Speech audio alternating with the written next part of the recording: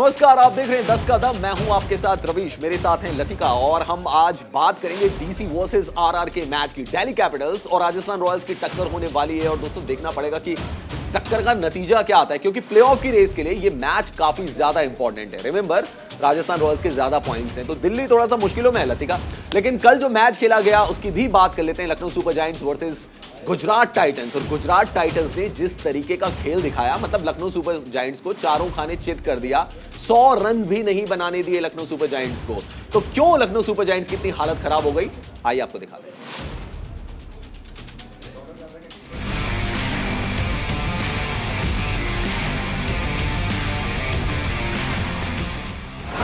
राशिद की करामात, प्लेऑफ में गुजरात। शुभमन का बल्ला बोला, लखनऊ डोला।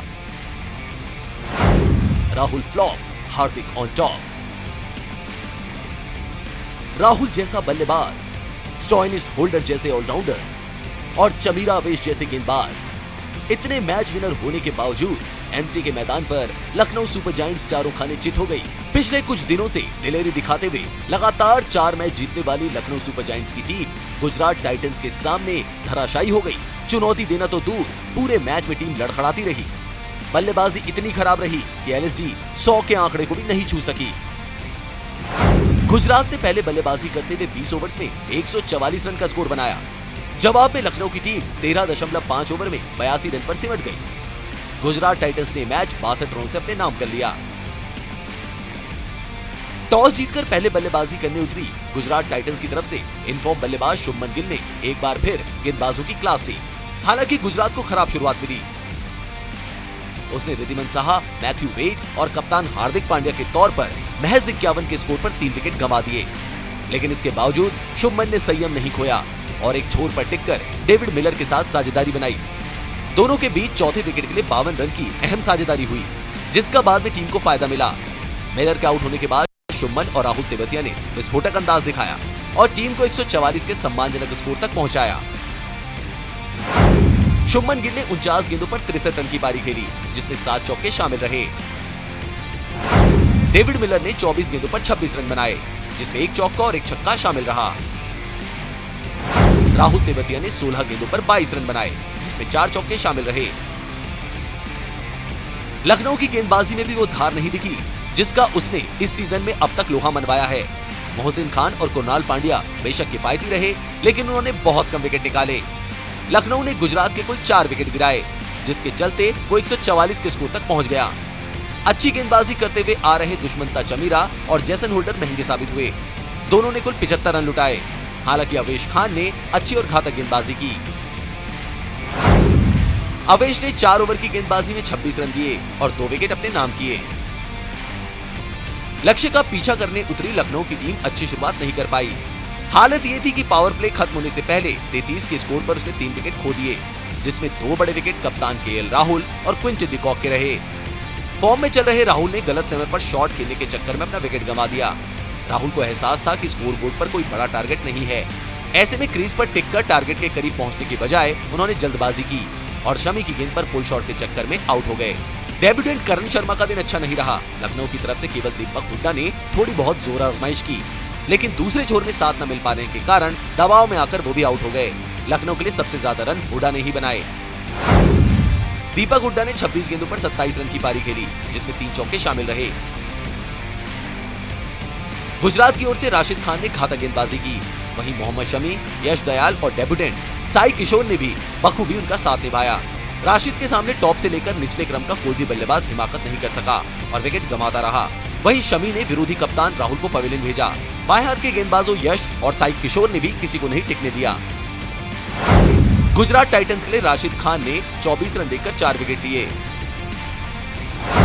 वहीं साई किशोर ने 2 ओवर में 7 रन देकर 2 विकेट चटकाए। यश दयाल ने 24 रन देकर 2 विकेट झटके। लखनऊ के खिलाफ दूसरी और ओवरऑल 9वीं जीत के साथ गुजरात टाइटंस प्लेऑफ में क्वालिफाई करने वाली पहली टीम बन गई है, जबकि लखनऊ को प्लेऑफ में पहुंचने के लिए अभी जीत की दरकार है। Sports desk, news India. तो गुजरात टाइटंस को शानदार जीत मिली और इस जीत के साथ ही वो पहली टीम हो गई है जिसने प्लेऑफ में एंट्री ले ली है, क्योंकि 9 विन्स हो गई हैं, उनके 18 पॉइंट्स हो गए हैं। 144 रन बनाए थे लतिका गुजरात टाइटंस ने, बट गुजरात टाइटंस की जो परफॉर्मेंस थी और लखनऊ सुपर जायंट्स मतलब तो 100 रन भी नहीं बना पाए। इतनी भी खराब टीम नहीं थी कि 82 पे ऑल आउट हो जाए। देखिए एलएसजी ने अपनी एक डिपार्टमेंट में तो अच्छा किया, बॉलिंग के गुजरात टाइटंस को 144 पे उन्होंने रोका, इसका मतलब बॉलिंग अच्छी हुई। लेकिन अगर बल्लेबाजी की बात करें तो वहां पर कहीं ना कहीं मुझे ऐसा लगा कहीं पार्टनरशिप ही नहीं दिखी रही। लतिका क्या फायदा इतनी बड़ी बैटिंग लाइनअप का, आपने होल्डर रखे हुए, स्टॉइनिस रखे हुए, नीचे तक आपने बैटिंग रखी हुई है, रन बन रहे 82।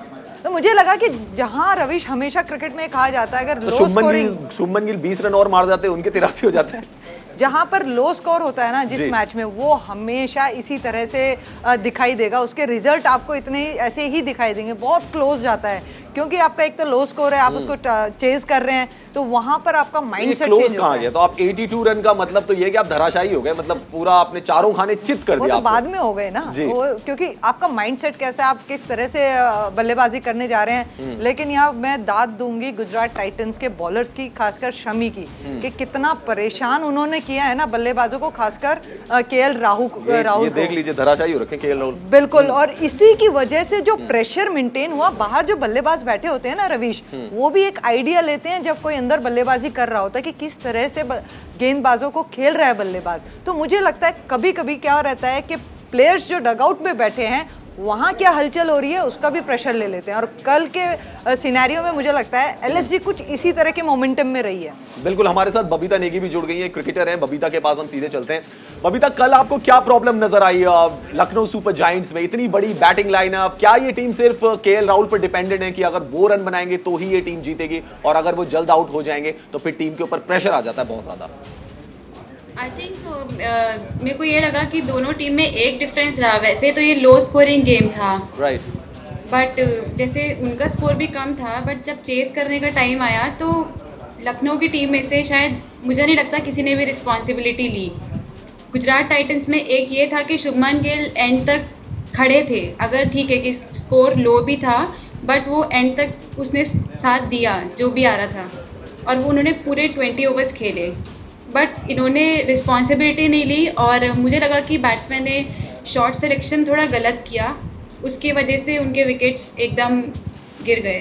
लेकिन बबीता, बैटिंग लाइनअप बहुत बड़ी है लखनऊ सुपर जायंट्स की, क्या ये टीम डिजर्व करती है सिर्फ 82 रन बनाना? आप ऑक्शन पूल में गए, आपने ऑलराउंडर्स की फौज खड़ी कर दी, हमने लास्ट में देखा अवेश खान ने भी छक्के लगाए 2, उसके बावजूद भी 82 रन तब पहुंचे हैं आप, वरना आपकी कहानी तो और गड़बड़ हो जाती है अगर अवेश खान ने 2 छक्के न लगाए होते तो। हाँ जी, ये तो है, बट टीम है, टीम गेम है, उसमें कोई सा भी दिन खराब हो सकता है प्लेयर्स का। तो ये एकदम से कोलैप्स हो गई टीम, वो तो किसी भी टीम के साथ हो सकता है। बस मेरे को यही लगा कि उन्होंने उनका शॉट सिलेक्शंस गलत चूज करे, और किसी ने भी जो मोमेंटम बना हुआ था शुरू से ही उन्होंने स्टार्ट नहीं दिया अच्छा बैट्समैन ने, बट उसको किसी ने भी कैरी फॉरवर्ड नहीं किया। मुझे ऐसा लगा कि कोई भी स्टैंड लेता, अगर 20 ओवर तक खड़े होने का भी कोई स्टैंड लेता तो फिर शायद ये टारगेट चेज हो सकता था।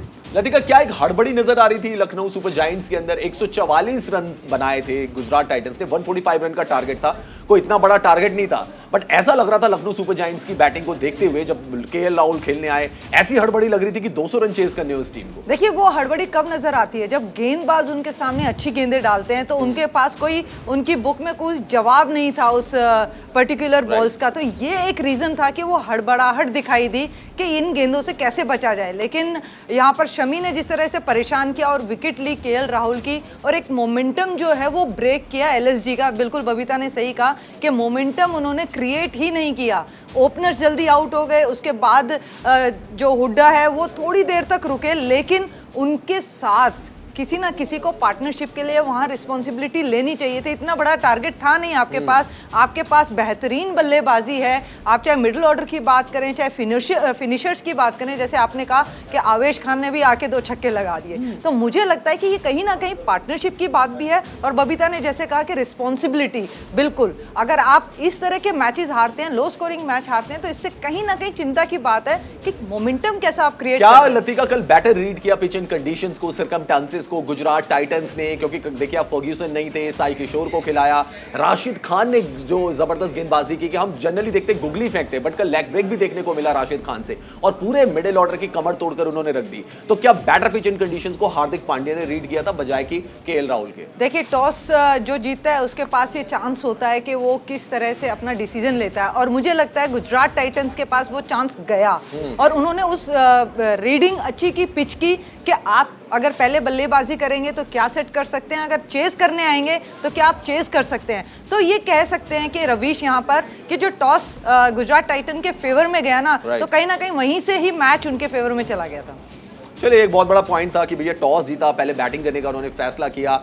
लेकिन आज मैच होने वाला है Rajasthan Royals versus Delhi Capitals का, और इस मैच में क्या हो सकता है? क्या दिल्ली कैपिटल्स, जिनका कि जिग-जैग फॉर्मूला चला आ रहा है, जैसा कि लतिका जी ने बताया, एक जीतते हैं एक हारते हैं, और राजस्थान रॉयल्स उनकी जो फॉर्म चल रही है, देखते हैं आज कौन बाजी मारेगा। पहले ये रिपोर्ट सुनते हैं। संजू और पंत की जंग, दो विकेटकीपर कप्तानों की टक्कर, प्लेऑफ के लिए अहम मुकाबला। एक तरफ से बरसेंगे बटलर तो दूसरी तरफ होगी पावेल की पावर। एक तरफ होगा संजू का संजीदा अंदाज तो दूसरी तरफ होगी पंत की पावर पैक्ड परफॉर्मेंस। एक तरफ होंगे चतुर चालाक चहल तो दूसरी तरफ कुलदीप करेंगे विकेट गिराने की पहल। मुंबई के डीवाई पाटिल स्टेडियम में आईपीएल का रोमांच अपने चरम पर होगा जब दिल्ली कैपिटल्स और राजस्थान रॉयल्स आमने सामने होंगे।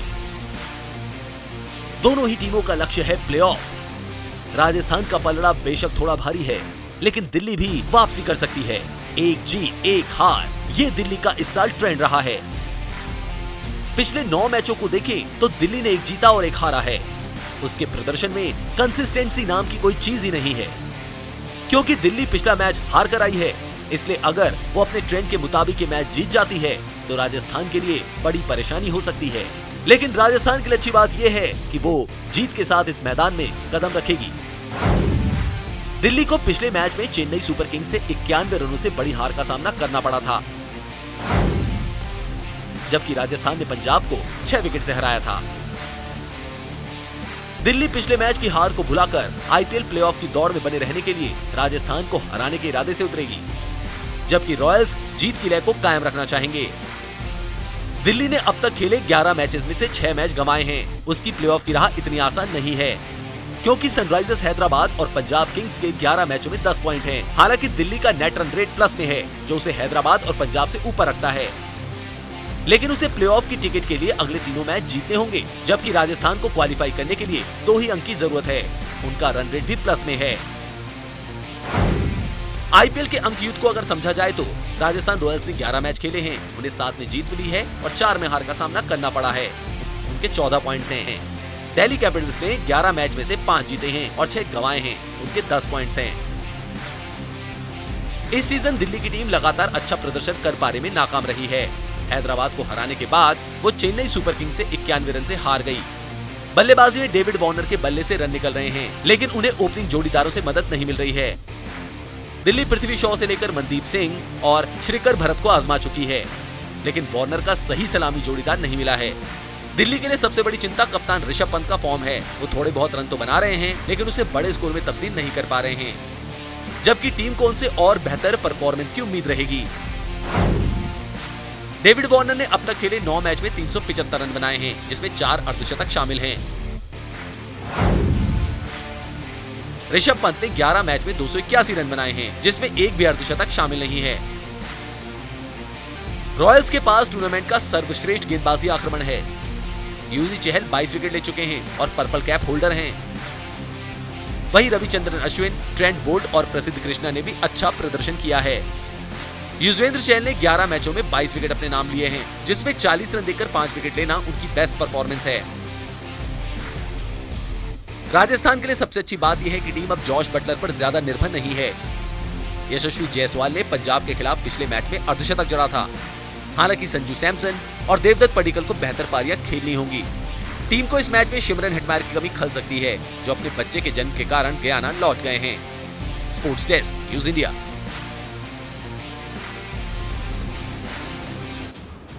तो राजस्थान रॉयल्स और दिल्ली कैपिटल्स जब पिछली बार भिड़े थे लतिका, तो बहुत ड्रामा हुआ था, इतना ड्रामा हुआ था कि ऋषभ पंत ने टीम वापस बाहर बुलानी शुरू कर दी थी, लेकिन फिर वो मैच सुलझा लिया गया था। रोमिन पावेल पूरी फॉर्म में नजर आए थे। आज भी कुछ ऐसे ही होगा, कुछ रोमांचक मैच, ड्रामा कुछ देखने को मिलेगा रोमिल ऐसा? पावेल की शुरुआत हिटिंग की उसी मैच से हुई थी। 36 रन बनाने जा रहे थे वो, 3 छक्के भी मारे थे। उसी मैच से उन्होंने ताबड़तोड़ बल्लेबाजी शुरू करी थी, उसके बाद उन्होंने पीछे मुड़ के नहीं देखा है। हर मैच में वो इसी तरह की परफॉर्मेंस देते आ रहे हैं और ये देखना होगा कि आज दिल्ली कैपिटल्स जो कि उनका अप डाउन जो ग्राफ है, तो आज अप वाला है, तो देखना होगा कि ये जो बैटिंग लाइनअप है ना दिल्ली की, किस तरह से राजस्थान रॉयल्स के गेंदबाजों की तरफ बल्लेबाजी करती है, क्या वो रिस्पॉन्सिबिलिटी लेते हैं। क्योंकि अगर हम राजस्थान रॉयल्स की बल्लेबाजी की बात करें रवीश, तो मुझे लगता है काफ़ी बेटर बल्लेबाजी है, क्योंकि अब जॉस बटलर पर नहीं आधारित रह गई है ये। अब यशस्वी जायसवाल ने भी वहाँ पे किया, संजू सैमसन अच्छा कर रहे हैं, तो मुझे लग रहा है कि मिडिल ऑर्डर टॉप ऑर्डर अच्छा कर रहे हैं। और वहीं अगर दिल्ली कैपिटल्स की बात करें तो सिर्फ डेविड वार्नर की तरफ से देखा जाता है या पावेल की तरफ देखा जाता है, बीच में ऋषभ पंत 30-40 रन तक आ रहे हैं,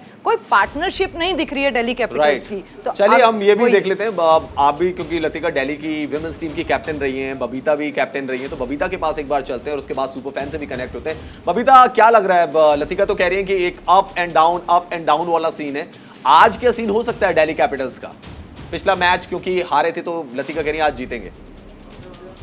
हाँ, बट मेरे को ऐसा लगता है कि राजस्थान एक तो थर्ड नंबर पे टीम है, थर्ड नंबर पे है, तो उनका कॉन्फिडेंस ऑलरेडी हाई होगा थोड़ा, बट वो दिल्ली के साथ खेलेंगे। और बट राजस्थान के साथ ये है कि उनके पास एक शेमरॉन हेटमायर की कमी उन्हें शायद खल सकती है। दिल्ली में ये है कि दिल्ली के एक तो डेविड वार्नर पे डिपेंडेंट है, ऊपर से मेरे को ऐसा लगता है कि ऋषभ पंत को थोड़ा रिस्पॉन्सिबिलिटी लेके खेलना होगा मिडिल ऑर्डर में, उसको अपनी कैप्टनसी की रिस्पॉन्सिबिलिटी लेनी होगी बीइंग अ कैप्टन, की वो थोड़ा टीम को आगे लेके जाएं। ओके, चलिए आज हमारे साथ हमारे अब सुपर फैन भी जुड़ गए हैं जिनका नाम है गौतम ललोत्रा, हमारे साथ जुड़ रहे हैं दिल्ली से, तो हम गौतम का रुख करते हैं। गौतम, बहुत स्वागत है आपका न्यूज इंडिया पर। और आज match Delhi Capitals versus Rajasthan Royals, आपको क्या लगता है गौतम, आज का मैच कौन जीत सकता है? तो रवीश, मैं ये बोलूंगा कि राजस्थान तो शायद से एक कदम दूर है प्लेऑफ से वर्ल्ड सिक्योर करने के लिए। जैसे आप लोग डिस्कस कर रहे थे, मैं बड़ा गौर कर रहा था, अगर आप पॉइंट्स टेबल की ओर झांके, एक प्लेऑफ वर्ल्ड तो कहते हैं हमारा तय हो चुका है, गुजरात टाइटंस का। राइट। आप अगर देखिए राजस्थान 14 पॉइंट्स पे, और आई थिंक सो अगर वो 16 पे पहुंच जाएंगे, वो बहुत आसपास आ जाएंगे प्लेऑफ वर्ल्ड सिक्योर करने के लिए। राइट। दिल्ली के लिए एक्चुअली डू एंड डाई या करो बरो की स्थिति है, और इसका मेन रीजन ये है कि एज ए कलेक्टिव यूनिट उन्होंने फायर नहीं किया है। अगर आप एक बड़े इंटरेस्टिंग आंकड़े पे गौर कीजिए, दिल्ली और पंजाब तो ऐसी टीम इस सीजन में जिनका एक्चुअली, जो शायद से बबीता और लतिका भी कह रही थी, 600 सीजन रहा है, एक जीते एक हारे। अगर आपको कंसिस्टेंट रहना है तो आपको विनिंग स्पीड रखना है। और हम बात करते हैं बैकएंड की, बैकएंड में असली टीम का जो मादा होता है वो सामने आता है, क्योंकि बैकएंड में जो स्लिप कर गया वो शायद से 1 पॉइंट या 2 पॉइंट से प्लेऑफ से छूट गया। तो मुझे लगता है, दिल तो मेरा कहेगा जरूर कि नॉर्थ इंडिया की टीम दिल्ली प्लेऑफ में पहुंचे, बट जहाँ तक कि हम टीम के बैलेंस और कॉम्बिनेशन की बात देखिए तो मुझे लगता है राजस्थान का पल्ला भारी है। लेकिन शिमरन हेटमायर नहीं है गौतम उनके पास आज, उसकी जगह किसको खिलाना चाहेंगे? जिमी निशम, डैरल हाँ मिचेल, जी, तो वेंडर मुझे डुसेन? लगता है, ये आपने इंपॉर्टेंट पॉइंट बोला, अच्छा फिनिशिंग टच उन्होंने हर मैचेस में दिया और अच्छे फॉर्म में थे। तो मुझे लगता है रवीश की, आई थिंक ये ऑलराउंडर खिलाएंगे, वैन डसन खिलाएंगे, ये जिमी निशम को खिला सकते हैं, क्योंकि मुझे लगता है कि कहीं ना कहीं ऑन पेपर राजस्थान का बॉलिंग अटैक अच्छा रहा है, बट अगर आप स्टार्ट्स की तरफ देखेंगे, कहीं ना कहीं कुछ डेथ ओवर्स में इन्होंने काफी मैचेस अपने गंवाए। तो मुझे लगता है कि एक बॉलर का ऐसे क्रूशियल मैच में ऑफ डे हो गया, वहां पर I think so James Neesham क्या कहते हैं, एक अच्छे विकल्प पे आएंगे और थोड़ा बैटिंग को भी मजबूत कर देंगे। बिल्कुल बिल्कुल गौतम, जिमी निशम को खिला सकते हैं, देखते हैं क्या आप डिसीजन लेते हैं। थैंक यू सो मच हमारे साथ जुड़ने के लिए। ये थे हमारे सुपर फैन गौतम ललोत्रा, और आप भी हमारे साथ सुपर फैन बन सकते हैं। sports@newsindia.tv पर अपना name, mobile number, place and Skype ID हमें मेल करें। चलिए दोस्तों, वक्त तो चला है फैंटेसी 11 का। आज के मैच की फैंटेसी 11 क्या हो सकती है जो आपको पॉइंट्स दिला सकती है, और हमने भी एक फैंटेसी 11 चूज की है, तो आप फैंटेसी 11 पर नजर डालिए कौन कौन से खिलाड़ियों को आप चूज कर सकते हैं जो कि आज परफॉर्म करेंगे और आपको बेटर पॉइंट्स दे सकते हैं। तो विकेट कीपर के लिए जॉश बटलर, संजू सैमसन, और क्योंकि लतिका पिछला मैच जॉश बटलर ने जो खेला था अगेंस्ट दिल्ली उसमें शतक लगाया था, इसलिए हमने उनको बनाया अपना कैप्टन। संजू सैमसन दोनों विकेट कीपर को आप रख सकते हैं। डेविड वार्नर को बनाइए वाइस कैप्टन, आज क्या पता उनके बल्ले से बरसात हो। रोमिन पावेल को भी बना सकते हैं, वैसे मेरे को ऐसा लगा डेविड वार्नर आज चल सकते हैं, तो हमने डेविड वार्नर को बना दिया। एंड बोलर्स क्या क्या रख सकते हैं? यूजी चहल को रखिए, नॉर्के को रखिए, कुलदीप यादव, कुलचा दोनों को खिलाइए, ट्रेंट बोल्ट को भी रखिए। ये पॉइंट्स के हिसाब से हमने फैंटेसी 11 बनाई है, तो ऐसा नहीं है कि आप सारे ही बड़े खिलाड़ियों को इसमें इंक्लूड कर लीजिए। पॉइंट का भी रोल होता है। ऑलराउंडर्स में अक्षर पटेल और मिच मार्श। अब लतिका हमें बताएंगी कि आज किसका दिन हो सकता है। लतिका, मुझे लगता है यहाँ पे ना राजस्थान रॉयल्स, जैसे गौतम भी बात कर रहे थे कि राजस्थान रॉयल्स ऑन पेपर एकदम कॉम्बिनेशन बड़ा सेट दिख रहा है, लेकिन दिल्ली कैपिटल्स की बात करें तो इतना नहीं है। तो मुझे लगता है बटलर फिर से यहाँ रंग दिखा सकते हैं, और उनके साथ साथ संजू सैमसन जिस तरह से खेल रहे हैं, तो मैं इन दोनों को चूज करूंगी आज। तो हमारे साथ बबीता भी हैं, हम उनके पास भी चलते हैं। बबीता, आज आपको क्या लग रहा है, किन खिलाड़ियों का दिन हो सकता है? फैंटेसी 11 हमने बता दी है अपने दर्शकों को, उनको अगर आप कुछ हेल्प कर पाएं कि वो किस तरीके से फैंटेसी लीग में पार्टिसिपेट कर सकते हैं, कौन सा प्लेयर आपको लगता है कि आज बेटर परफॉर्मेंस दे सकता है, ईदर फ्रॉम बोथ साइड?